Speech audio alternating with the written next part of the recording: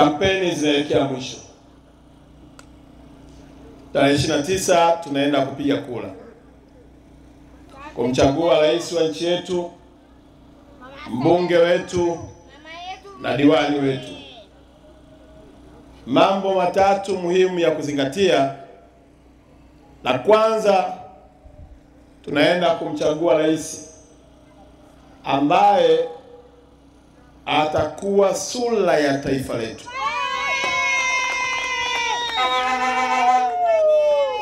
Nembo ya Jamhuri ya Muungano wa Tanzania, na popote anapokuwepo inaonyesha taifa letu lipo. Tunaenda kumchagua kiongozi ambaye kwa miaka 5 atalinda diplomasia ya taifa letu, atalinda uchumi wa taifa letu. Tunaenda kumchagua kiongozi ambaye kwa miaka 5 atalinda usalama wa nchi yetu na mipaka yake ikiwa chini ya mamlaka yake. Mtu wa namna hii hapewi tu uongozi kutokana na utashi na ushawishi wa watu kwenye mitandao. Anapewa kutokana na uwezo na alama alizozionyesha katika nafasi mbalimbali alizopitia. Nyinyi ni mashahidi.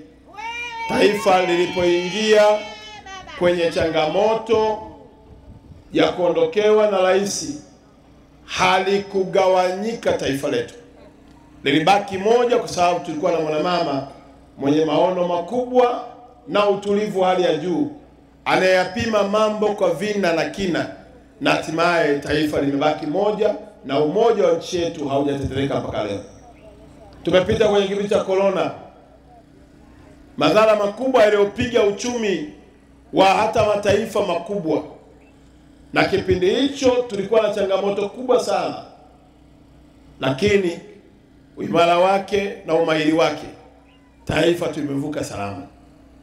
Vita ya Ukraine na Russia ilitikisa taifa na ikapandisha gharama ya maisha katika maeneo mawili: moja, upatikanaji wa mafuta, lakini la pili, usafirishaji wa mizigo kupitia meli zilizotakiwa kuja nchini kwetu.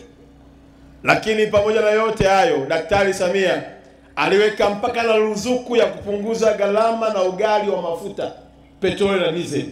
Na leo hii tunaona maisha yanaendelea, na mafuta yetu au petroli yetu na diesel yetu stability imekuwa kubwa kiasi cha kwamba hata bei haipandi kama ilivyokuwa inapanda. Na kipindi hicho tulikuwa hatuna hata sehemu ya kuhifadhi mafuta. Hivi leo ninavyoongea, Daktari Samia anajenga matanki 15 yenye uwezo wa kutunza mafuta zaidi ya lita 386,000, ikiwa sehemu ya reserve ya taifa letu, ili hata pale ambapo taifa linapitia changamoto basi tusihangaike, kwa sababu tayari tunayo hakiba mafuta ndani ya nchi yetu. Mtakumbuka ilitokea habari ya kupanda kwa dola. Dola inapopanda ina create inflation. Create inflation inakuwa bidhaa zinauzwa kwa bei ya juu.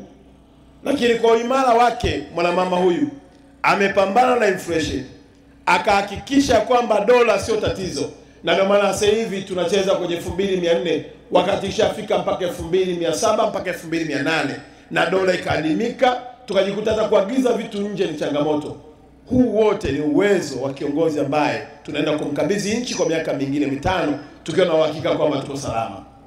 Kwa hiyo niwaombe Wanaunga Limited, tarehe 29 tujitokeze kwa wingi, twende tukapige kura, tumchague kiongozi wetu atusaidie kuliongoza taifa letu kwa miaka mingine 5.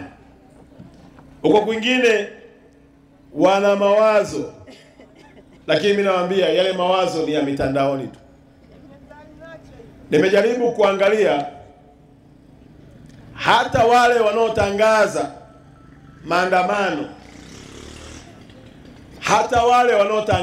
maandamano, taarifa nilizozipata, mfadhili wao kaishiwa hela.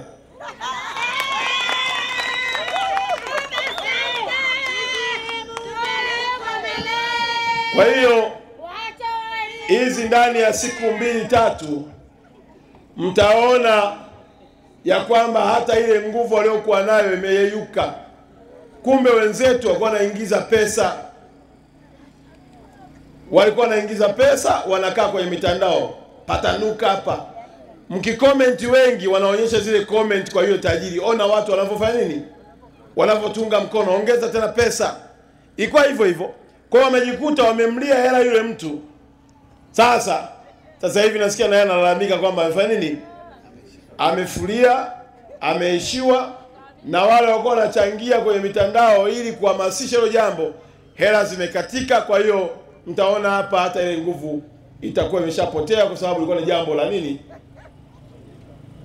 La mfuko tu. Sasa wale mliokuwa mnakubali, mnafikiri kuna watu wako serious, naomba kwa taarifu, hakuna aliyekuwa serious hata mmoja. Wote walikuwa wanatengeneza pesa, wameshapata pesa, na mtaona wengine wataanza kujenga nyumba, wengine wataanza kununua magari mapya. Waangalieni tu, kwa sababu wenzenu wameutumia uchaguzi kama sehemu ya kutafuta pesa.